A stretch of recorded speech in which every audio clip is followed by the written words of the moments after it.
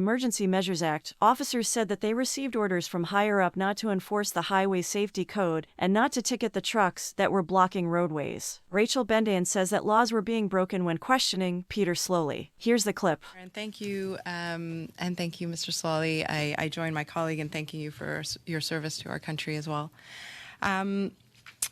I have a particular personal experience during the convoy. As I mentioned in a previous meeting, I walked to Parliament every day during the illegal blockade. And on several occasions, I was able to speak with police officers on the ground in plain clothes, just asking questions as a resident of Ottawa temporarily when I'm on the Hill. And several officers told me that when asked, I asked them why it is they weren't ticketing trucks that were blocking roads or enforcing, for example, the Highway Safety Code. And I was being told again and again by officers that they had orders from higher up not to enforce the law, not to intervene. I wonder, sir, if you gave those orders or if you know who did. Appreciate the conversations you had. Obviously, I wasn't there to verify them, but I'll take your explanation on face value. There were clearly orders sent through for us to enforce the laws that we could. There were also very clear understanding that, and this is borne out in multiple intelligence reports from multiple levels of security operations, including ITAC reports that stated that enforcement activity in any theater across the country could have escalating impacts. In fact, I quoted earlier from that in my presentation. The reality on the ground was that officers had maximum discretion about whether and how they would engage in enforcement activities, whether by law enforcement, provincial statutes, or criminal code. We made enforcement efforts on every single day, and there were statutes that were enforced at all three levels.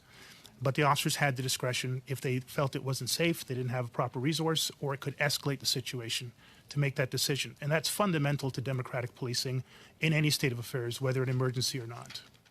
But the OPS provided a press release on January 30th in which it stated that police have avoided ticketing and towing so as not to instigate confrontations with demonstrators.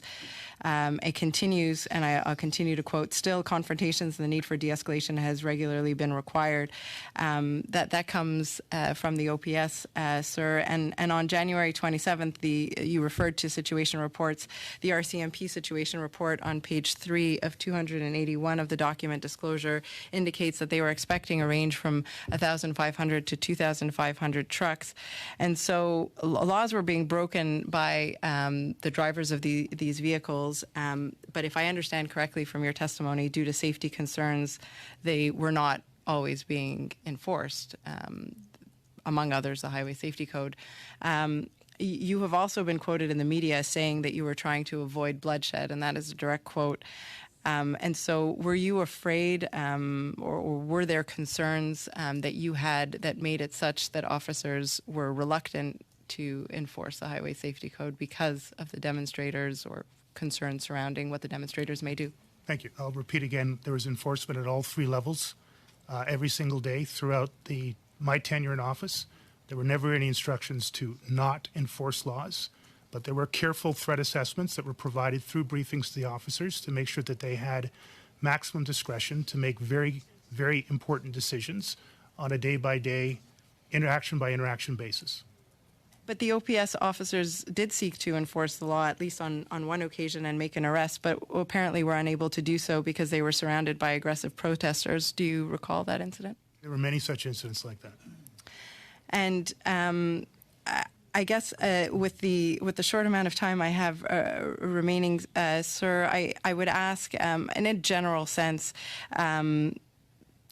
when members of Parliament, including the leader of the official opposition, Pierre, were out on the streets on February 4th handing out donuts, right in the middle of what you were experiencing as a very difficult and intense situation, how did that impact the morale of your officers? There were incredible ranges of actions by individuals across civil society that were problematic for what we were trying to accomplish, but there were far greater amounts of efforts to safely and ultimately successfully resolve this national security crisis. And do you believe that were it not for the intervention of the federal government, you would have been able to resolve the situation? I was no longer in office when the situation was ultimately resolved. The plan that we put in place up to my last day in office considered whether or not we'd be able to have the resources to apply to private injunctions and the various declarations.